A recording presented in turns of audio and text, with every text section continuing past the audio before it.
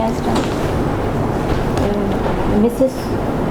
Kausar Fakar, 28 years of age, married for 7 years, wife of Mr. Fakar Ali, gravida 7, para 4+2, previous course cesarean section, 3 preterm sections, 1 alive issue. Resident of Sargodha, came to Hamid Latif Hospital on 26th of March 2019 at 10:25 p.m. with a complaint of PV bleeding for since 3rd of March for 27 days almost. Our LMP... Sorry. You have not given us LMP, so this PV bleeding could be menstrual disturbance. So prior to this, you have to say that she has gestational amenorrhea or LMP expected date, so that we know this bleeding is APH or bleeding during pregnancy. Her LMP was 8th of September 2018, making her EDD 15th of June 2019. Her duration of pregnancy is 29 weeks. Patient conceived spontaneously and confirmed her pregnancy by UPT and booked herself with a private clinic in Sargodha, and there is no history of nausea, vomiting, no history of lower abdominal pain or cramps or burning maturation, no history of fever, flu or rash, and there is a history of folic acid taken, and her dating scan was done. Showing intrauterine single gestation with FCA. Her fetal movement, she perceived fetal movement in the February, which correspond to the 5th month of the gestation. There is a history of folic acid taken and iron and folic acid taken, and anomaly scan was done. The scan was done which shows that the fetus is normal, and it also shows that her placenta is covering the os, internal os. But there was no history of abdominal pain or backache or PV bleeding, spotting or any kind of discharge. On her routine ultrasound, obstetrical scan, it was Placenta Praevia that it was further investigated, and it was found out to be Placenta Praevia type 4 with a suspicion of Accreta. So she was referred to the Hamid Latif Hospital with a complaint of PV spotting. Yes. With your history, we are not sure when you said dating scan was done. When? Last time I told you. This is the disadvantage of presenting second time. Now I will remember what I told you last time. You have not incorporated that into your present history. 18 weeks. Okay. Is a dating scan on 18th week? Is it that normal? And Sir, normally scan. Dating was done. You didn't say give the date, but you said dating scan was done. And then you say anomaly scan was done. You did not give us the date or gestation period of that time, because last time also I told you that 3 scans which are important. Out of those, 2 are most important. One in early pregnancy, just after missing the period, maybe 10, 12 weeks or even earlier. That will show you intrauterine pregnancy, and that is the dating scan. Because the earliest you do, better correlation is with menstrual cycle. So you have to give the date that when she had amenorrhea of 8 weeks, her dating scan was done, which confirmed her expected date of delivery or showed the difference. This is first scan. Second scan, then you have to say her second scan or first scan maybe she never had first scan. Her second scan normally should be done about 12 weeks, which is to find out nuchal thickness and any other gross anomaly. Then third scan is done at 20 weeks. That is to rule out gross anomalies or skeletal anomalies. So when you say scan was done, it becomes important. What was the time of gestation at that time? Because if gestation was 20 weeks, scan will not rule out Down syndrome or nuchal thickness. It was specific care. It has to be done at 12 weeks. If it is done earlier or later, then it does not give the correct information about Down syndrome. Down syndrome. So whenever you're saying that she had scan, for all of you, you must state in relation to gestation period. Because we know her from her LMP, what would be the gestation period in February, in March, in April, whatever. So when she had amenorrhea of 12 weeks, she had scan done which showed this.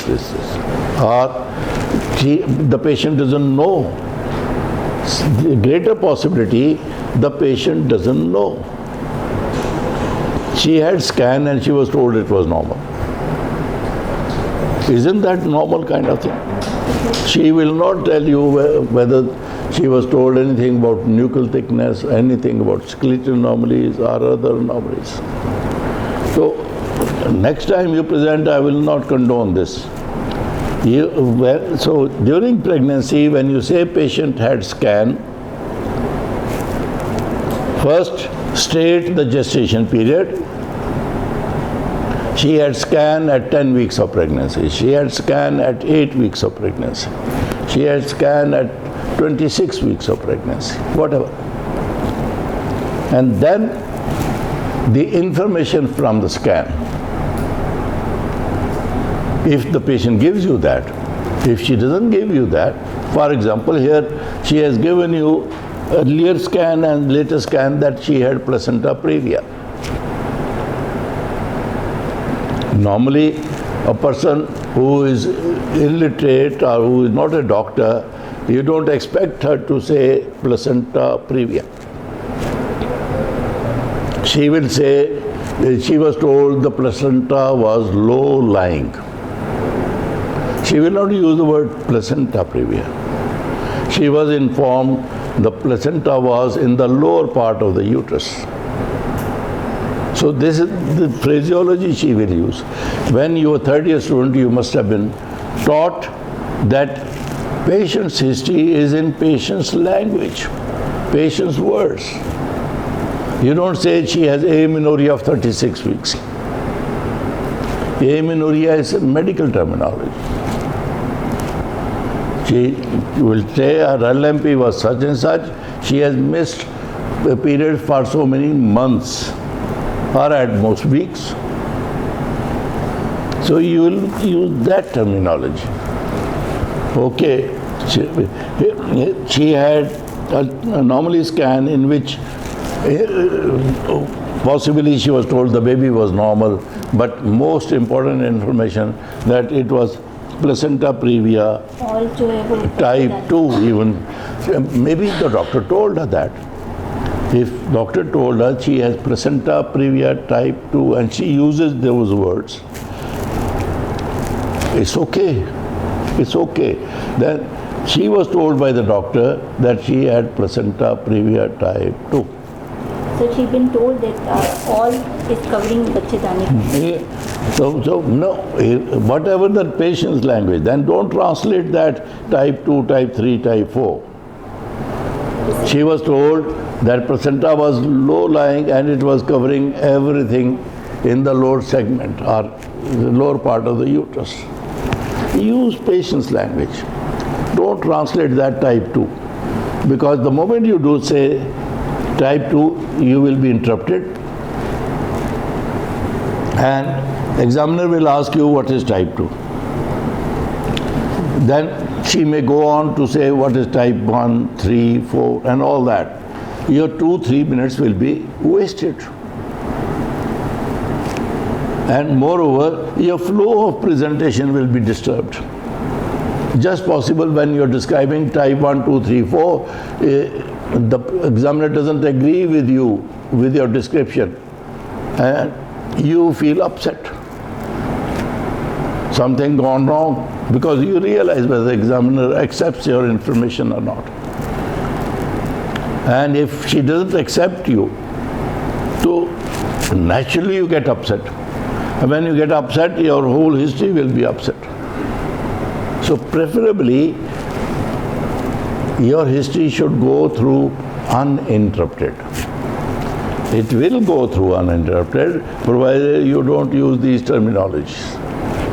Because the examiner knows she comes from Sargodha, she is a illiterate lady, and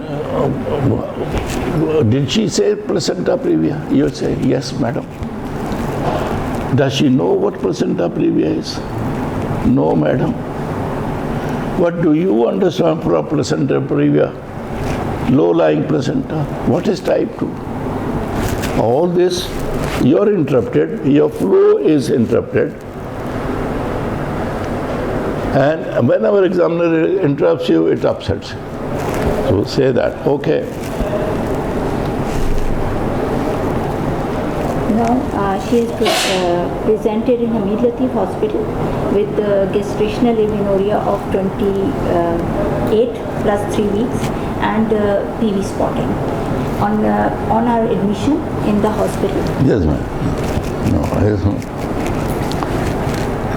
History should be a lot better than this. Here is a patient who is gravida 7, para 4, 2 cesarean sections. 4 cesarean section, only 1 live issue, and comes to you with possible placenta previa. I still use the word possible, because we are not sure, we'll confirm it. And so if this is the history, there are few questions which are mandatory.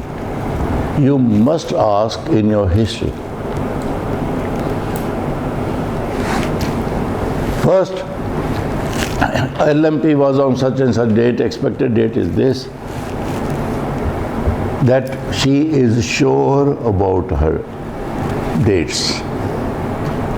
Because if she is cesarean section 4, obviously it's going to be elective section. For elective section, you will fix the date, even on her first visit. Although she is due in June sometime, in March we could fix 10 days or 2 weeks before EDD. But that fix will be there only if she is sure about her dates. If she is unsure of her dates, then we'll add on that before we fix the date for cesarean section, we'll make sure that the baby is mature or at that gestation period which you are hoping 38 completed weeks. So this is first step. Any patient who, according to her history, is going to be booked for cesarean section, elective cesarean section, when you say LMP so, expected date so, use this word immediately. She is sure of her dates. You have not used this word. Secondly, if a patient had previous cesarean section, particularly 4,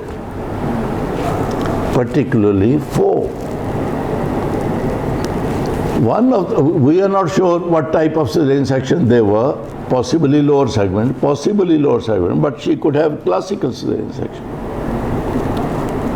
All of you must have done 3rd, 4th cesarean section and found very difficult to reach lower segment because of adhesions, because of difficulties. Then you make a compromise either make low, vertical low segment or classical cesarean section or whatever. It's not same as lower segment. And we know if a patient had classical cesarean section or repeated sections, the risk of rupture of uterus is there. Rupture can take place during pregnancy.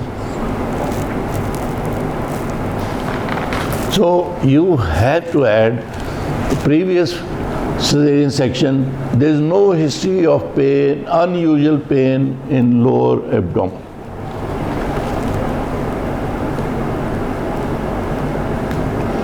Isn't it a fact that if a patient had previous cesarean section during physical examination, you are asked to find out tenderness? Why tenderness? Because the scar could be very thin and causing pain or tenderness. So here you have not asked previous four, that there is no history of unusual pain or pain abdomen. Second thing. Third, in this patient,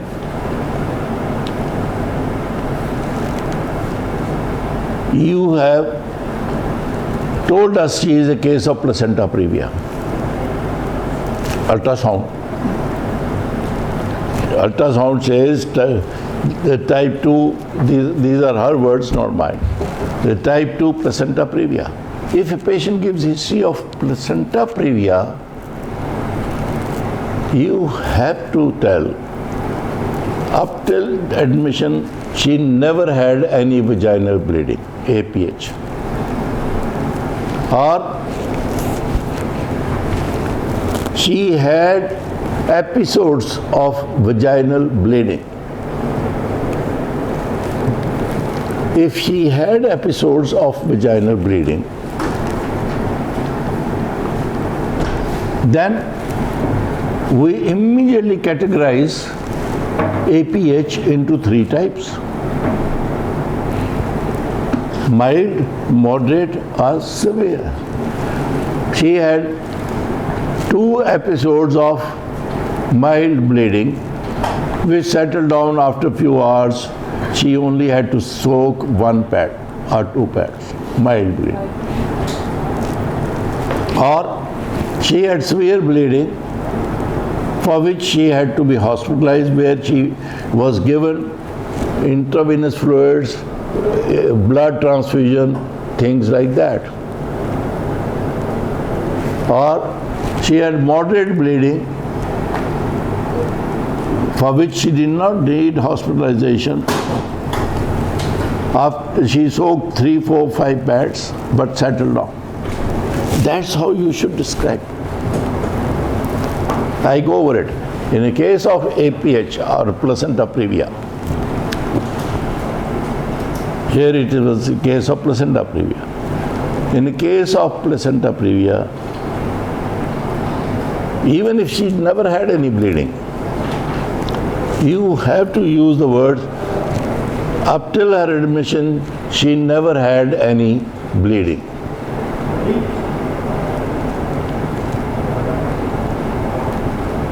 Okay, that's fine.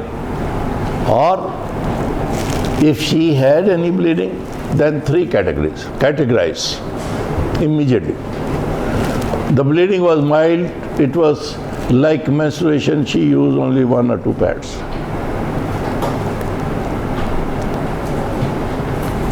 I think you can use those chairs, come forward.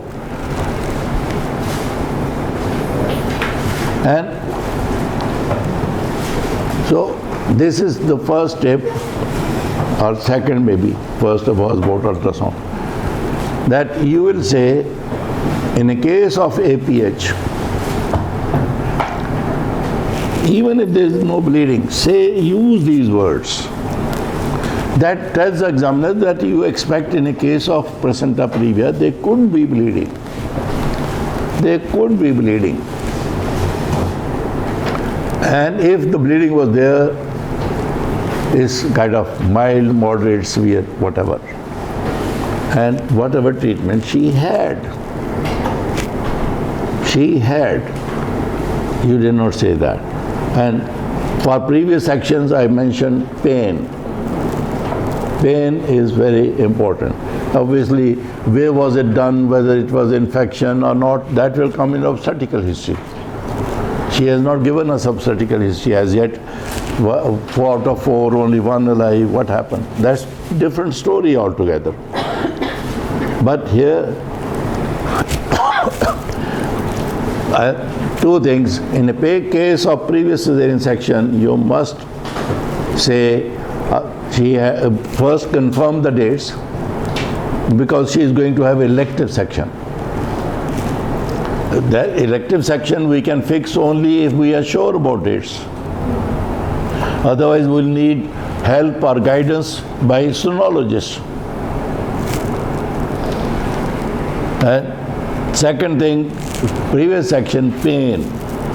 Any history of pain.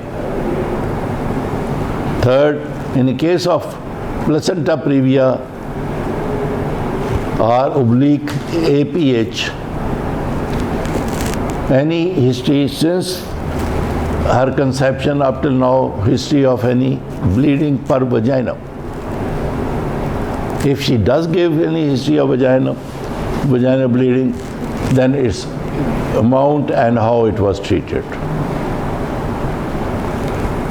Because all these are important. It is expected that in a placenta previa, patient could have repeated bleedings.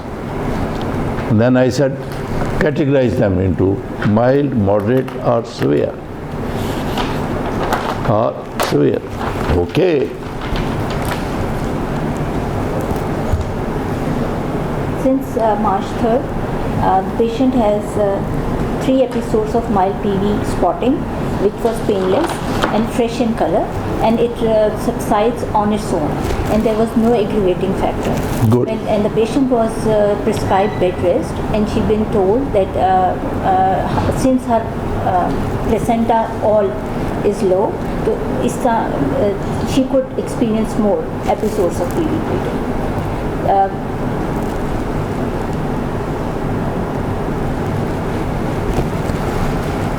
Once a diagnosis of placenta previa is made by sonologist or clinically by history, whatever, you have to say, as this is a case of placenta previa, she could have APH or bleeding any time. And mind you, sometimes the bleeding is so bad, patient's life is in danger. Immediately, you say, as she lives close to the hospital, she was not hospitalized, and she was given instructions when the bleeding takes place, she must come to the hospital.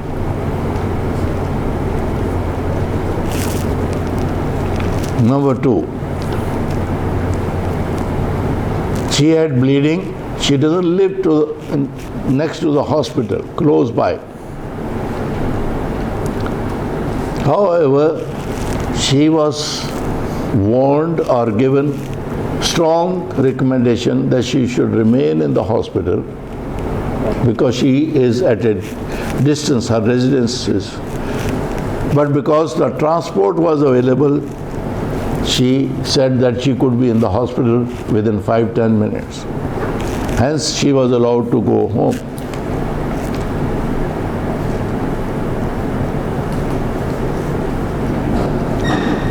And of course, there is always a possibility she was advised to remain in the hospital, but the patient insisted socially it was not possible, socially and financially. It was not possible for her. But then she was warned, what you have said.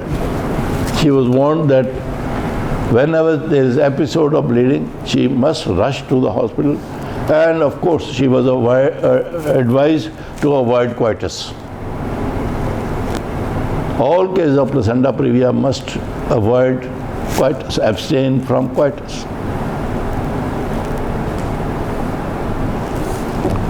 Now, I'm glad we're discussing this topic because I feel this is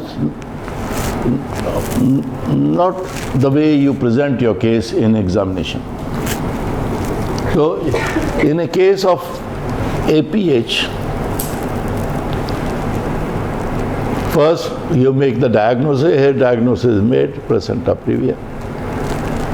And then you say, when she had her first episode of bleeding, she consulted Jinnah Hospital, Gangaram or whatever, and you will be asked, if you were the doctor whom she consulted, would you let her go home because it's a minor bleeding? The answer is not yes or no. You will not say yes, you will not say no.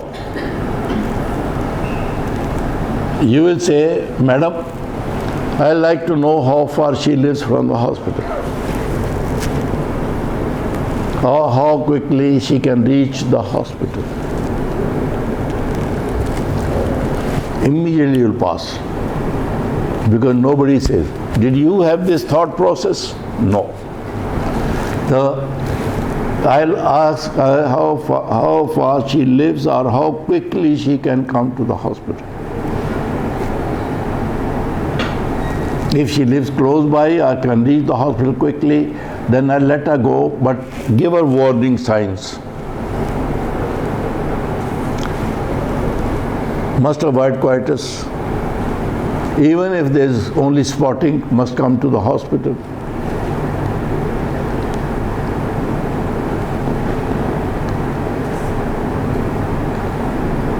Only then. If she lives far away in a village, or she doesn't have a transport of her own, for examination purposes, admit her, keep her in the hospital till her delivery. You will not fail. If you say these things without adding distance and how quickly, I'll admit her. You have not asked how far she lives or how quickly she can reach. APH book says admit and keep her in the hospital till her delivery. You will say this, it's written in the book. Then examiner will ask, on her own, she has got one child, who is going to look after that child? In your hospital, so many thousand rupees a day, who is going to pay for her for 2 months, 3 months? This kind of discussion, wasting your time. Infructuous. Infructuous. So preempt that. Preempt that and say, if a patient with APH comes to me, first obviously evaluation how much the bleeding is and treatment of that. That we'll come to in a minute. Mild, what shall we do? Moderate, what shall we do? And if it is severe. But if a patient comes to me and I'll ask her how quickly she can come back if I send her home. If she lives far away, cannot come, I'll admit, keep her in the hospital. If she can, which is practical. That's how we do. That's how we do. Okay, she came and she was admitted. Her blood pressure was found to be normal. All her baseline investigations were done, which were found to be normal. On the repeated scan,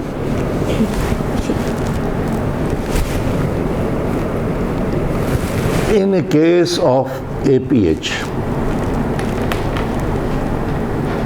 don't say all her investigations were done and normal. No. focus on to hemoglobin. Because the patient who gets repeated bleeding, usually this is the story. That she had small amount of bleeding, now again after a month, after 2 weeks, and she didn't have to be in the hospital. Say she had her hemoglobin checked 2, 3, 4 times, and it is this much today. Because you have to know the baseline hemoglobin and evaluation whether her anemia needs correction will depend upon her hemoglobin. Isn't it? When you were training, patient comes to you at admission, she was 10 grams, and next day she is 8 grams, 7 grams, because she has lost blood so much. So all our investigations, including hemoglobin, were done, and Hemoglobin was 12 grams. is 12 gram percent. Now, there is another information. If hemoglobin is normal, then even though patient says she was bleeding heavily, it means that heavy bleed has not made her anemic. And in a case of APH, you have to take care of her anemia. There is a third or fourth tip. This is unusual. She must have had very small bleeding. All your patients who have had APH, focus on to her hemoglobin. Generally they are anemic. Then be prepared to discuss anemia very briefly how that anemia is going to be corrected.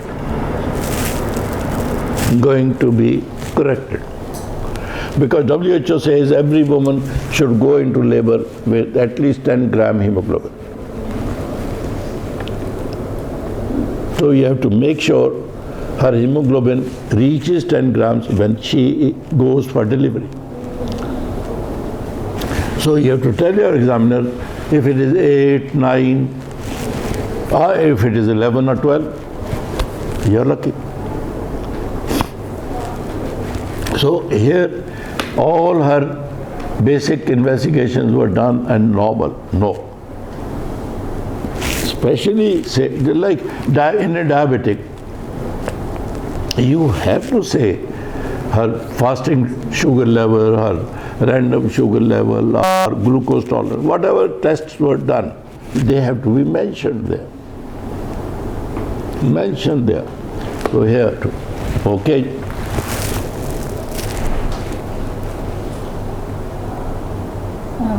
Obstetric on her repeat obstetrical scan, at 27 weeks of gestation, she was found to have her placenta previa was confirmed, and the AFI was 2.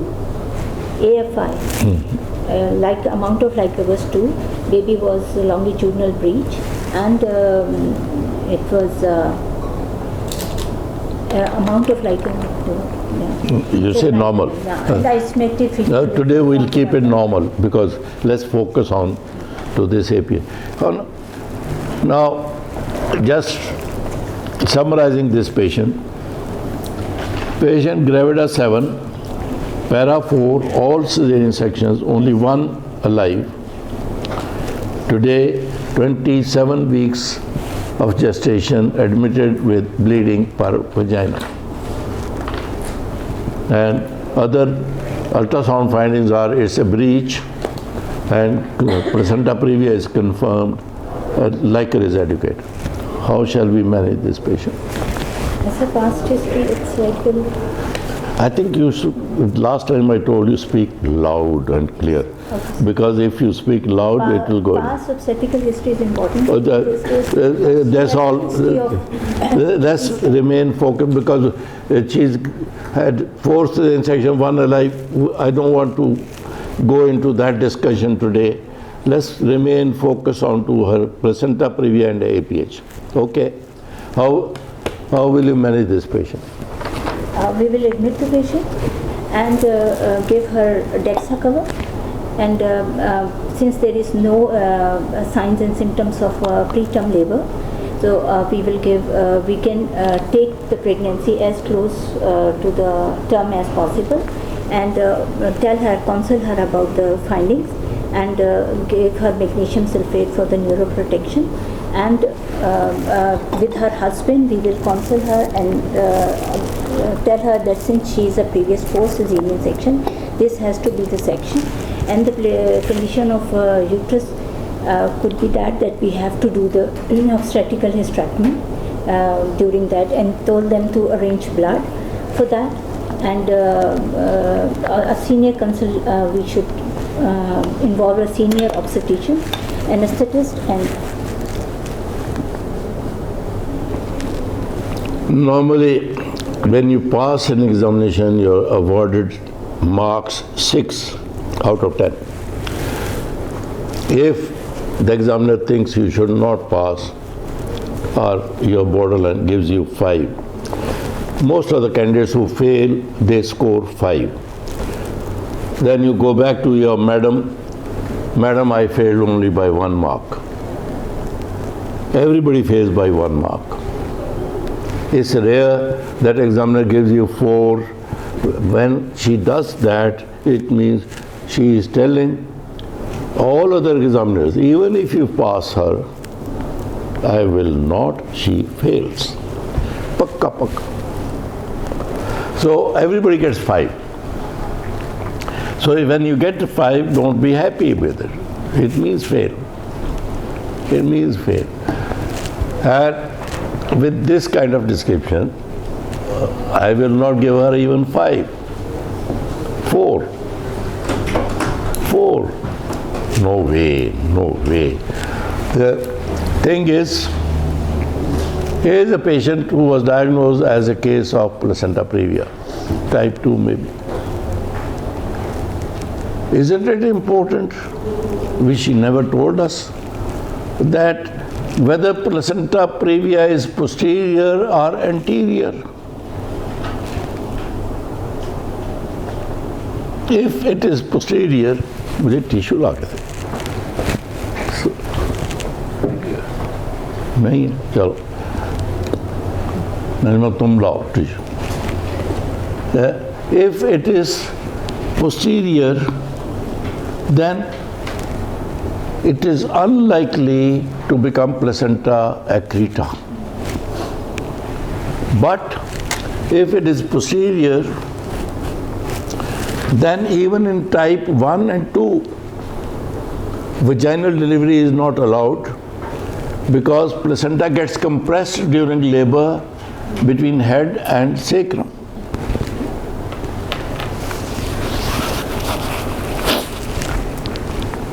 So location, whether placenta previa is posterior or anterior, becomes very, very important.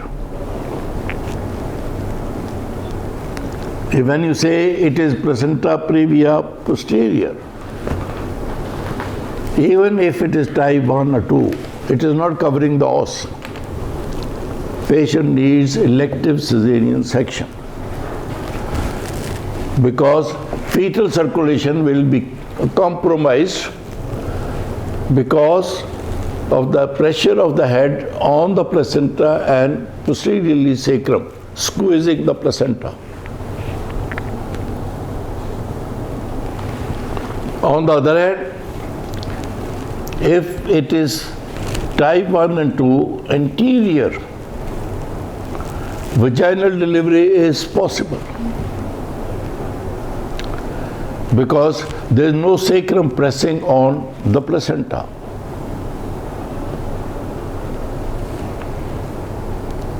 But in our patient today, because she had 4 cesarean sections, with the past history of cesarean, even 1 cesarean section, past history of cesarean section, risk of placenta accreta goes up.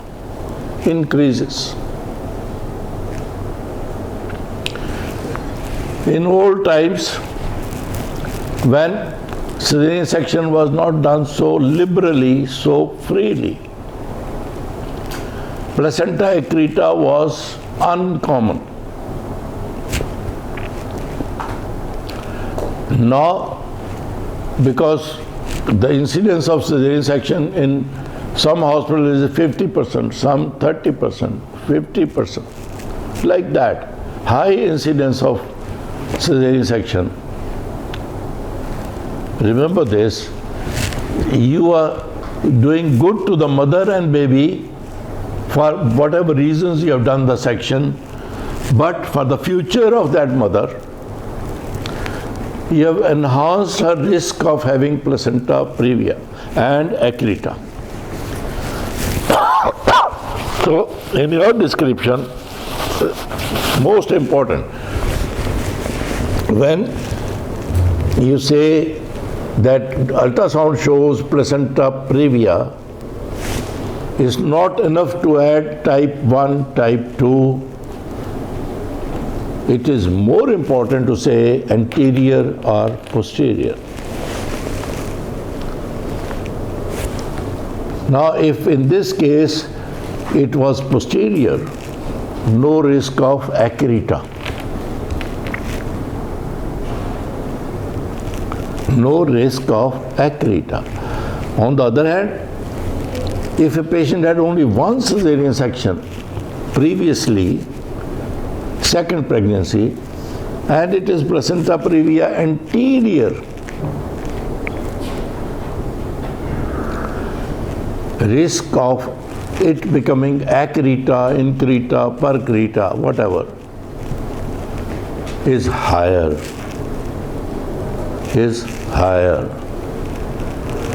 So previous one cesarean section, patient comes to you, if it is placenta previa anterior, you will counsel the patient the way this candidate said that I'll counsel that the cesarean hysterectomy is possible.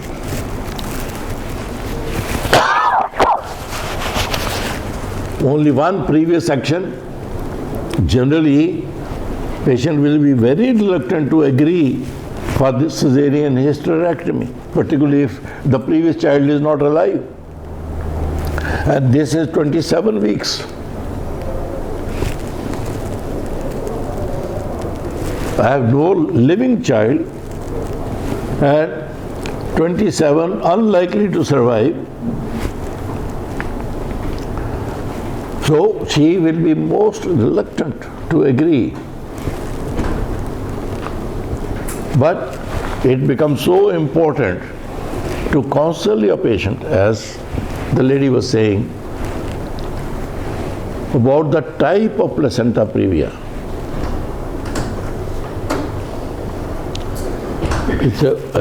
This wasn't your thought process previously. That you tell your patient, this, your placenta is low-lying and its position is such that you might require cesarean hysterectomy. Oh no. Maybe you will fear she'll run away from you. If she does that, go and say your prayers, thank God. Because placenta previa and accreta is the most difficult situation. As she mentioned, you need help of genosurgeon, you help of urologist, multidisciplinary thing. Because placenta previa, accreta could go into the bladder, could go into the blood vessels, it can become very serious. And generally speaking, if it is placenta accreta, the advice is to arrange 12 bottles of blood, 12 bags of blood. And I've seen patients getting more than that.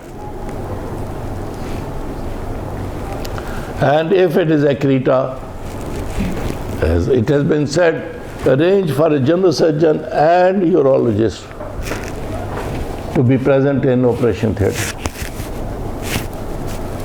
And if she is your private patient, at your stage, you will start your practice in a B or C class private hospital. No shame in that. Everybody starts at a lower level, then grows up. Don't do it there. Even if it means loss of money. Because if you lose that patient in that clinic, it's worse for both, for the family and for you. So, Accreta, if it is placenta previa anterior and Accreta, the most important tip of the day is for all of you. Shift the patient where 12 bags of blood are available, urologist is available, general surgeon is available. Neonatology. And for 27 weeks, intensive neonatology. All that help is available. If the owner of that hospital gets angry with you, you are taking away my patient, and he doesn't call you again, never mind. Your reputation is safe. You'll go home and sleep comfortably at night. If a patient goes onto the ventilator, serious, and morbidity ending up into mortality, it leaves you with sleepless nights for days. For days. So don't do this. So most important that first thing I have said, if it is placenta previa, name anterior, posterior. If it is posterior, type 1, 2, all sections. 3, 4, of course, sections. If it is anterior, type 1 and 2, vaginal delivery is possible. But the risk of it being Accreta, particularly if previous cesarean section, is very high. Because normally these days, placenta previa or placenta accreta is diagnosed by ultrasound or MRI if it is available. Sometimes it happens that placenta accreta is diagnosed after second stage, in third stage, which is worse. Then you're trapped. You were not prepared for accreta. You had not arranged 10, 12 bags of blood. You have not asked urologist, general surgeon to be present. You are on your own. Somebody was narrating a story when such situation developed. The obstetrician sat on a stool and started crying. Helpless. Helpless. So it's so important. Now we come back. I have talked about accreta reasonably, but a patient who comes to you with placenta previa is admitted with all the routine admission, history, physical examination, fetal monitoring, and maternal monitoring, all that. Her management depends upon amount of bleeding.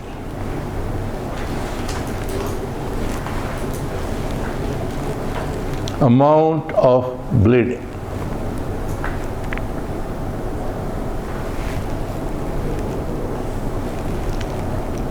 If the bleeding is mild,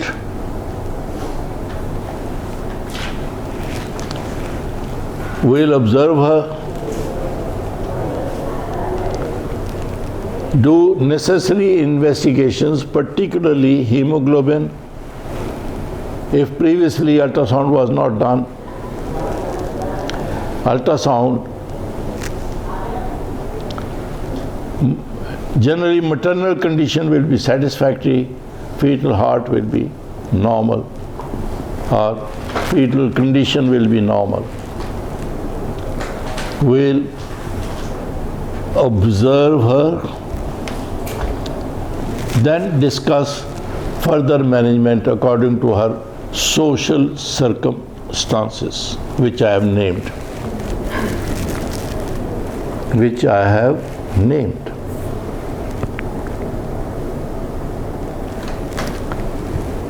Second type, there is a moderate amount of bleeding, which most commonly you see. Very rarely you see first type. Most commonly, that I have soaked 4 or 5 pads since morning. Moderate bleeding. Number one, first, whatever you did for the first type, you will do everything. Number two, you will arrange blood, cross match. You will put up drip.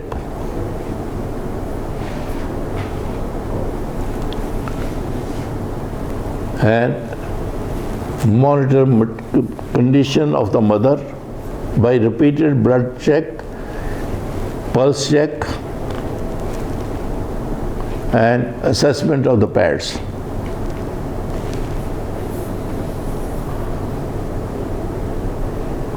If she settles down, bleeding stops.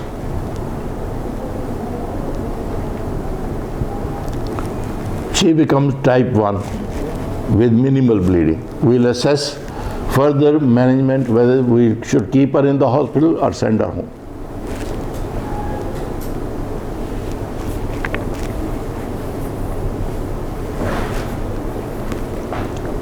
If the bleeding, moderate bleeding persists or becomes severe bleeding, we'll arrange blood and give her blood. Compensate the loss, visible loss.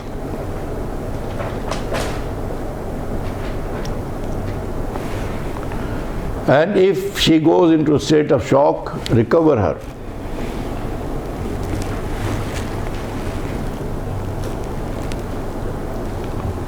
Then, in such a state, irrespective of gestation period,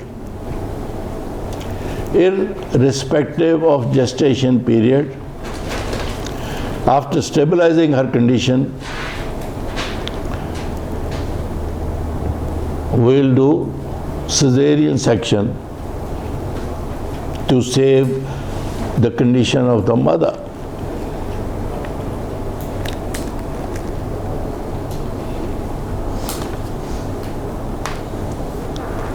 In type 1, mild bleeding, we'll plan elective cesarean section depending upon posterior, anterior, whatever, at 38 completed weeks. If no more bleeding takes place. For a case of moderate bleeding, if she settles down, we'll treat her like mild bleeding. If she persists or becomes worse, we'll treat her like severe bleeding.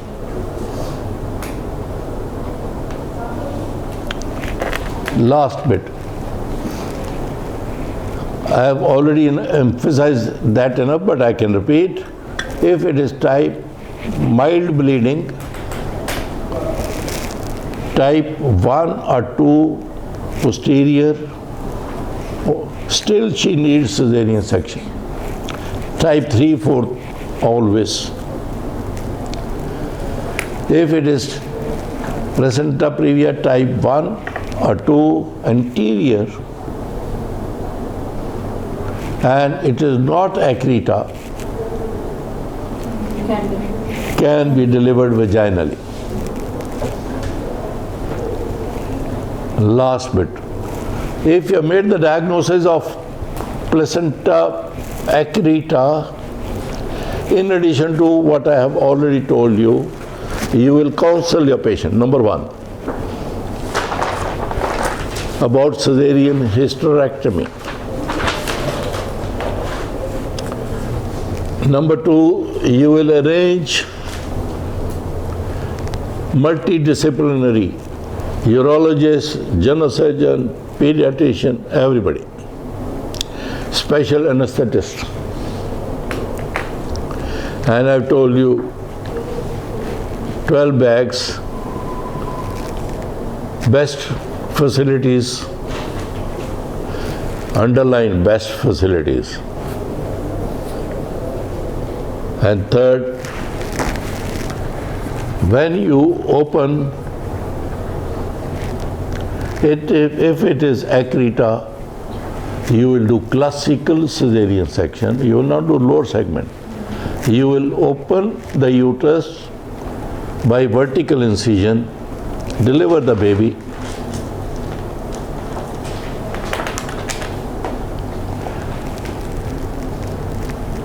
After delivery of the baby, even if it is placenta accreta, there is a possibility the placenta will separate and come out, which is unusual, not common. Second possibility is placenta will remain adherent, will not separate. Then the best choice is cesarean hysterectomy, saving mother. Rarely, as I said earlier, she had one previous cesarean section, none alive, and this too 27 weeks. Patient refuses to have hysterectomy.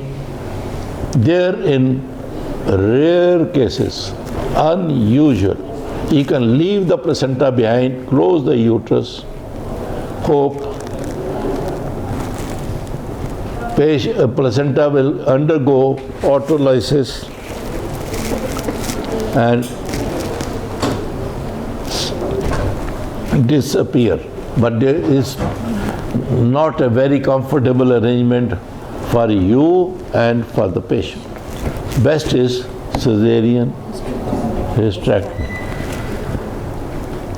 Rarely, if the placenta is going into the bladder or invading ureter or side, you need a repair of the bladder or reimplantation of ureter by urologist. Last of all, in every case of APH, mild, moderate, severe, placenta and previa, accreta, anything, post-operatively, I'll recheck her hemoglobin repeatedly, because these patients, in spite of 10-12 transfusions, they remain anemic. You will correct her anemia and again counsel her before going home.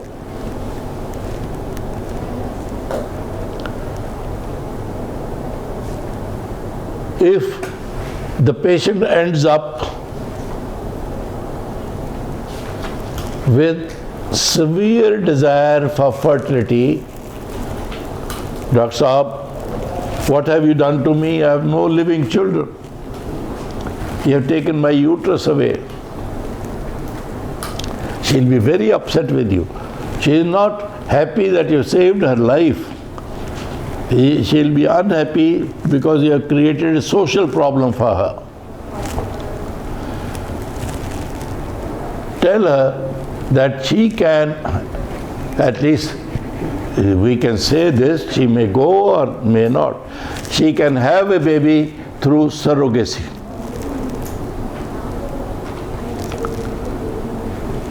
Because she is ovulating, we can procure her egg, fertilize it in vitro with her husband's semen. Unfortunately, uterus is not there. So we can. Excuse me, sir. जी sir आपको नीचे बुलाया। ओए मैं आया है बुलावा मुझे दरबार नबी से, है ना? मैं आ रहा हूँ। सर हम आपको मिलने है? आज मैं आ रहा हूँ। तो बस करो याद किया तो through surrogacy at least you have shown them some light. See, they may accept, may not accept, but medically speaking there is a way out. Second thing, which is still in the experimental stage, transplantation of the uterus. Only 10-12 cases have been done up till now. Only one baby has born out of transplanted uterus, so they have to go a long way to produce babies through transplanted uterus. Easier is surrogacy. Thank you.